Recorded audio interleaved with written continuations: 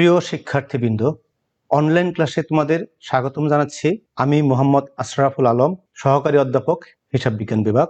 আমি তোমাদের হিসাব বিজ্ঞান প্রথম পত্রের প্রথম অধ্যায়ে নিয়ে আলোচনা করব। প্রথমে আলোচনা করব হিসাব বিজ্ঞানটা কোথা থেকে আসলো, হিসাব বিজ্ঞানের সংজ্ঞা নিয়ে, কে হিসাব বিজ্ঞানের আবিষ্কারক, সেসব বিষয় নিয়ে। তোমরা জানো 1494 খ্রিস্টাব্দে ইতালির একজন গণিত শাস্ত্রবিদ, সে ধর্মযাজক, নাম লুকা পেসিওলি, সে একটি বিখ্যাত গ্রন্থ লিখেন। গ্রন্থের নাম হলো সুমা ডি অ্যারথমেটিকা জিওমেট্রিয়া প্রপোর্শন এট প্রপোর্শনলিটা।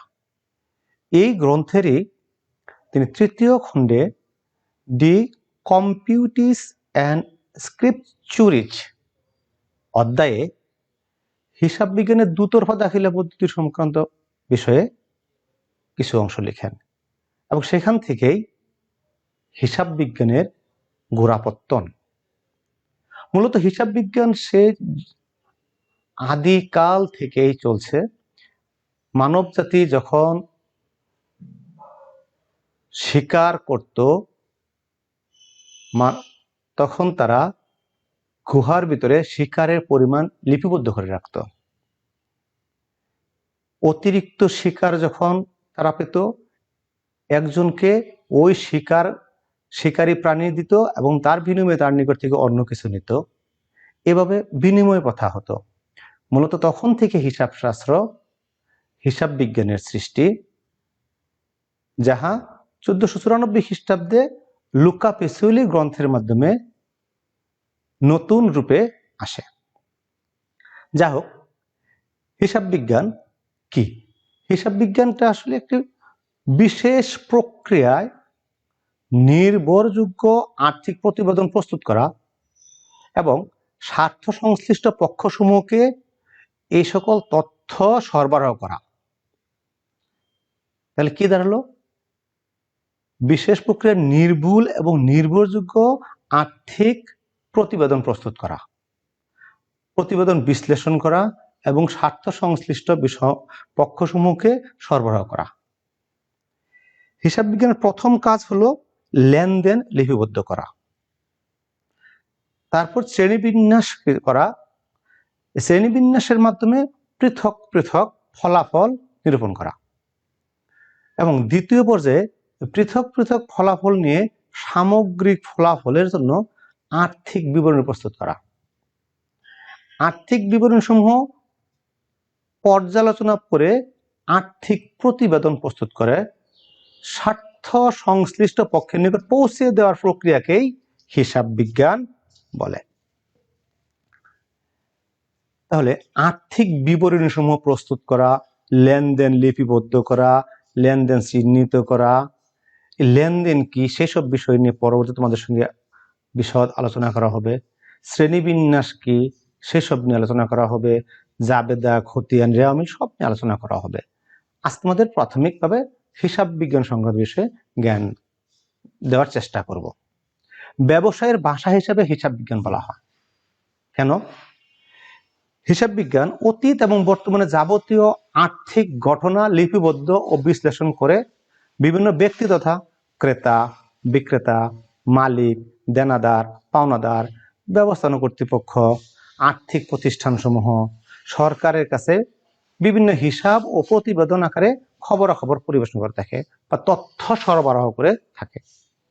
এই সমস্ত হিসাব বিবরণী ও প্রতিবেদন হতে স্বার্থ সংশ্লিষ্ট ব্যক্তি বা ব্যবসা প্রতিষ্ঠানসমূহ তাদের সফলতা ও বিফলতা, সুবিধা ও অসুবিধা, আর্থিক সচ্ছলতা ও অসচ্ছলতা সম্বন্ধে জানতে পারে।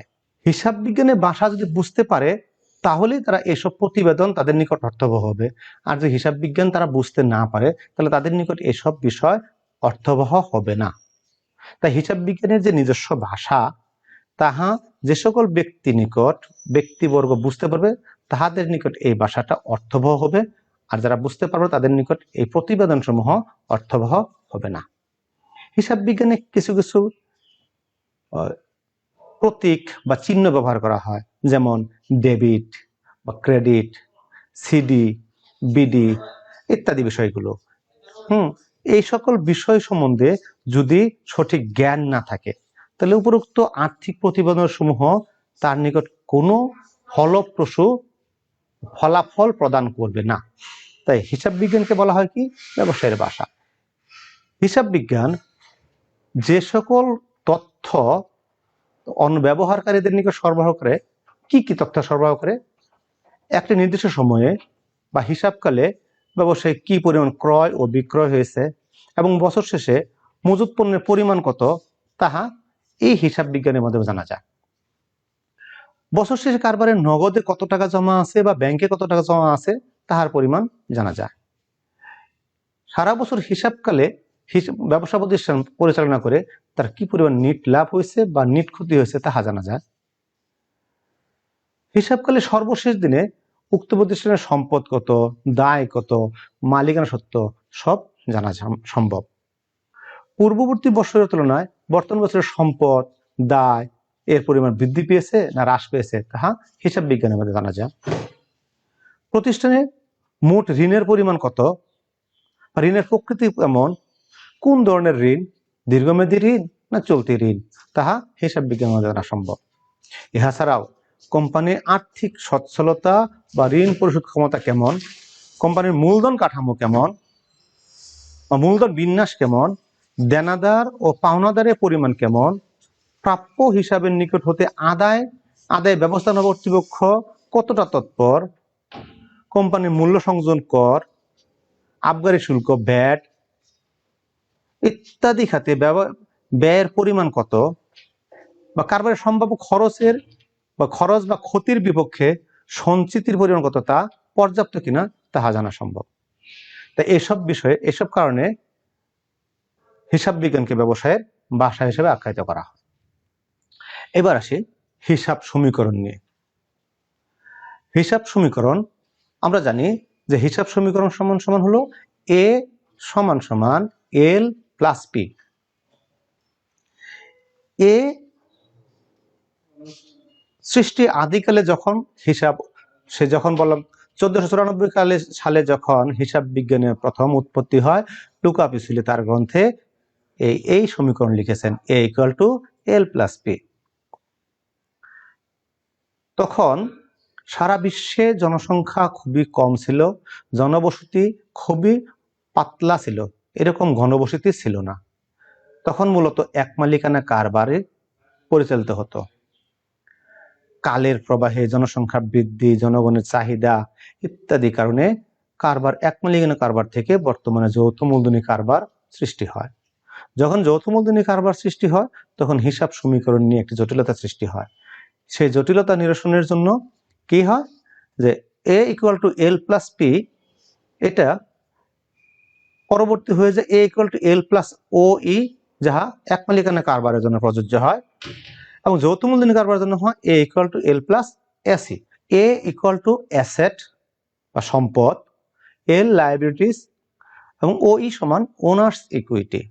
এ equal to L plus O E কে যদি আমরা আরেকটু সম্প্রসারিত করি, তাহলে কি হয়, A equal to L plus C minus D plus R minus E, যাহাকে বলা হয় ও ই সমান সমান, তাহলে কি দাঁড়ালো, C minus D plus R minus ই। তার মানে ও ই এর চারটি উপাদান, সি মানে মূলধন ক্যাপিটাল, ডি ড্রয়িং, আর রেভিনিউ মানে আয়, ই এক্সপেন্স মানে হচ্ছে খরচ। এই চারটি উপাদান কোনোটা ওইকে বৃদ্ধি করে আর কোনোটা ওইকে হ্রাস করে, এইসব দ্বারাই মালিকানা সত্ত্ব। পাশে লেখা আছে ওই সমান সমান C minus D plus R minus ই। নিচে তার বিস্তারিত আছে, এ অ্যাসেট সম্পদ সমূহ, ডি ড্রয়িং উত্তোলন সমূহ, ই এক্সপেন্স খরচ সমূহ, এ লায়াবিলিটিস দায় সমূহ, সি ক্যাপিটাল মূলধন এবং আর রেভিনিউ আয় সমূহ। এখন যেটা বললাম যে ও ই এর উপাদান চারটি, ক্যাপিটাল, ড্রয়িং, রেভিনিউ, এক্সপেন্স। তা ক্যাপিটাল দ্বারা ও ই কে বৃদ্ধি করে, আবার মাইনাস ডি মানে ডি ও ই কে হ্রাস করে, প্লাস আর মানে ওই কে আর বৃদ্ধি করে যখন আয় হয় তখন মালিকানা সত্ত্ব বৃদ্ধি পায়, যখন ব্যয় হয় তখন মালিকানা সত্ত্ব হ্রাস পায়। এখন দেখো, এডিই ইকুয়াল টু ডেবিট এবং এলসিআর ইকুয়াল টু ক্রেডিট বলা হয়েছে। এডিই ডেবিট এবং এলসিআর ক্রেডিট। বাম দিকে দেখো, এটা যদি আমরা সমীকরণকে এই বাম পাশে এবং ডান পাশে করি তাহলে হবে কি এ প্লাস ডি প্লাস ই, আর যদি এই পাশে কি এল প্লাস সি প্লাস আর, তাহলে একটা হচ্ছে লেফট হ্যান্ড সাইড আর একটা হচ্ছে রাইট হ্যান্ড সাইড। আমরা জানি কি লেফট হ্যান্ড সাইড বাম দিকে যাহা বসে তাহাকে ডেবিট বলে, আর ডান দিকে যাহা বসে তাহাকে ক্রেডিট বলে। অতএব এডিই ডেবিট এবং এলসিআর ক্রেডিট।